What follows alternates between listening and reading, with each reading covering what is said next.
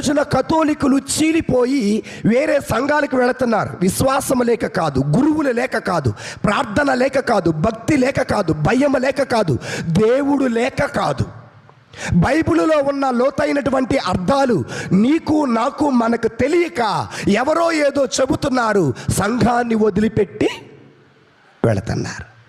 అదేమంటే ఆర్సీఎంలో రక్షణ లేదు, ఆర్సీఎంలో స్వస్థత లేదు, ఆర్సీఎంలో వాక్యం లేదు, ఆర్సీఎంలో ప్రార్థన లేదు, ఆర్సీఎంలో జీవం లేదు, అసలు ఆర్సీఎంలో దేవుడే లేడనే వాళ్ళు చాలామంది.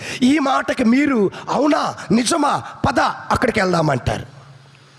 ఇక్కడ 10 రూపాయలు సందా చేసే మీరు అక్కడికి 1000 రూపాయలు ఇమ్మన్నా ఇస్తారు. ఇది సత్యం. దశమ భాగం ఇవ్వకపోతే నాశనం అయిపోతావు, ప్రథమ ఫలం ఇవ్వకపోతే శాపం వచ్చింది. ఇక్కడ గురువు శాపాలు పెట్టేవాడు కాదు, గురువు ఆశీర్వాదాలు